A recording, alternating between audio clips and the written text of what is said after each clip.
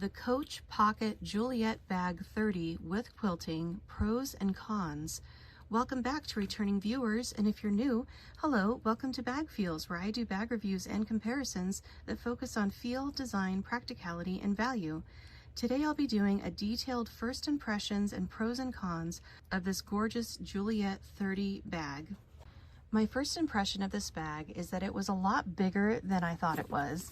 So this is in the 30 size, and whenever you see a number on a Coach listing, like on this bag it's called a Juliet 30, that refers to the length in centimeters. So I do have a Tabby 26, so 26 centimeters, and a Tabby 36, so 36 centimeters. So I was expecting the Juliet 30 bag to be pretty much right in between those two sizes. But when Coach did the measurements on this bag, they only included from this corner to this corner and not the pockets. So it is longer than that 30 centimeters. So I'll hold it up next to my Tabby 26 to compare. My Tabby 26 actually looks kind of small compared to it. I knew it would be smaller, but it looks way smaller to me. And I also have a Tabby 36, and these look pretty much exactly the same width when you're looking at the Juliet with the pockets. So this is the Juliet 30 and the Tabby 36. Quite similarly sized, except I believe you would fit more into the Tabby 36 because of its shape. So I do a very detailed review on this Tabby 36 if anyone wants to go check that out. Now, one thing about this bag that I'm still trying to figure out is what kind of leather this is. So I looked at the photos and I was expecting a certain kind of texture, kind of like the Coach Napa leather. For instance, on the Times Square Tabby, this leather has a very soft, distinctive texture, and this is the Napa leather. This is a Dinky 18, and this is also in the Napa leather. So I was already familiar with the way that Coach quilted bags felt texture-wise. So I was a little surprised when I got this one, and it does feel different. It is still soft, but maybe you can see when I hold it up to the camera that there's definitely some texture there, maybe a little bit bumpier than the Napa leather. And a lot of people are saying that this is goat leather, and that's why it's different. And I'm not sure where to find that information, because when I look at the Coach listing, it just says smooth leather. So I actually called Coach to ask them what kind of leather this was, and unfortunately the representative didn't really sound like he knew what he was talking about, and eventually he just said it was cow leather. And then if you look at the Amazon listing on this bag, it says 100% sheepskin, but elsewhere on the internet people are saying that this is goat leather. So I'm not sure why there's such a discrepancy in descriptions on this bag, but I can definitely feel that it's different from the lamb leather that I have or the cow leather that I have. So I'm gonna have to say this is probably goat leather, as others have said. There are the two outside pockets with the turn lock closure, and I did at first wonder if there might be like a pocket behind here that you could slide things into, but it is sewn shut at the top, so that's not a pocket behind there. There's nothing on the back of the bag. Here's the other turn lock pocket on the side. You've got the hang tag, and then you've got a keychain attachment, and the closure is a zippered closure. Now, generally with a zippered closure, I try to steer clear of the ones that have a top opening that's more narrow than the bottom of the bag, and that is what this bag is. However, I would say that this is such an easy bag to get into that the top opening being a little bit smaller isn't really a big deal. It does open up nice and wide, so you can get your things in and out pretty easily. The interior has that wonderful light colored cotton lining. There's a small snap pocket inside. And the feature that I think is actually kind of the neatest thing about this bag is it comes with 3 strap options. So it comes with this short strap. I've never seen a short strap like this before. It is detachable and a little bit adjustable. And on this setting, it actually is a very good strap drop for shoulder carry. Like, it's not right in the armpit. And a lot of that comfortable strap drop has to do with the way that the bag dips down here and goes up to the D-rings where the strap is attached. So you also have a chain strap that you can use as a shoulder strap, or some people like to just have the chain hanging on the front of the bag. And it also comes with this crossbody strap that I still haven't taken out of the package. This one comes with a shoulder pad, which is interesting. I haven't had a Coach strap with a shoulder pad yet. I honestly don't think this bag would really need a shoulder pad. The strap looks like it's sufficient thickness to me, but it does have that, and it looks like it's removable in case you don't want it on there. I do appreciate grommets on straps because then the hole doesn't get stretched out and it's just easier to buckle. The measurements on the website list the length as 12 inches long, and I did use a tape measure on this before the video, and they were just measuring the bag without the pockets for that 12-inch length, 9 inches high and 5 inches deep. So this is a good size bag. And it is very smooshy. I'm having a little bit of trouble getting it to stay in its shape while I move it around because it is a very soft bag.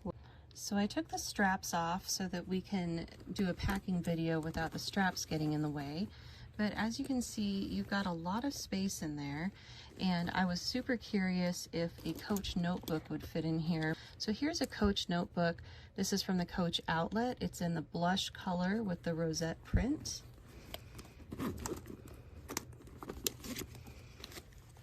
And it can actually fit in the bag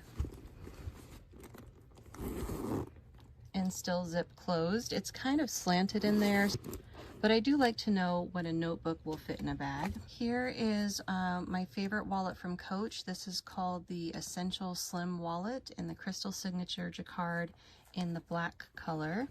So I'll put that in the Juliet. Goes in very easily. Oh, look at that sparkle. It's so pretty. I love that wallet. I usually take a bottle of water with me, so see how that fits in there.